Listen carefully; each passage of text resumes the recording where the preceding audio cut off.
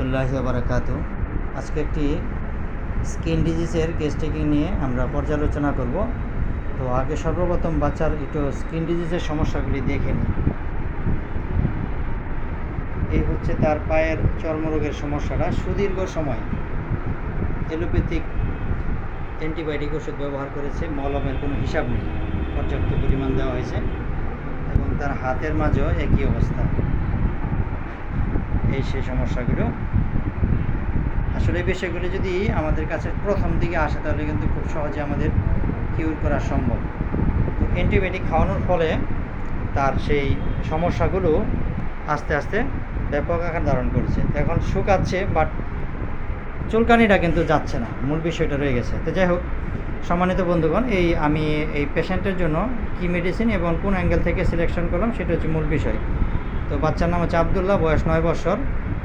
তার প্রবলেম হচ্ছে স্কিন ডিজিজের প্রবলেম, ট্রিটেড বাই অয়েনমেন্ট। তো আমরা এর রোগী হচ্ছে হট পেশেন্ট, গরম কাতর, ডিজার ফর সুইট, মিষ্টিটা প্রচণ্ড পছন্দ এবং গোসলের প্রতি কিছুটা অনীহা ভাব রয়েছে। রাত্রেবেলা তার চুলকানিটা বাড়ে, অন্ধকারের ভয় রয়েছে, পাশাপাশি তার আমরা শরীরে ঘাম প্রচুর, ঘামের দুর্গন্ধ, রাত্রে মুখ থেকে কিছুটা লালা পড়ার প্রবণতা রয়েছে। তো বাচ্চা হচ্ছে ডার্টি ফেলদি, কিছুটা অগোছালো। তো এই সকল সিমটমের উপর ডিপেন্ড করে আমি রোগীর জন্য ব্রিমস্টোন 0/1 সিলেকশন করেছি। আশা করি রোগী এর দ্বারা আরোগ্যের দিকে যাবে। সবাই ভালো থাকবেন, সুস্থ থাকবেন। আসসালামু আলাইকুম ওয়া রাহমাতুল্লাহি ওয়া বারাকাতুহু।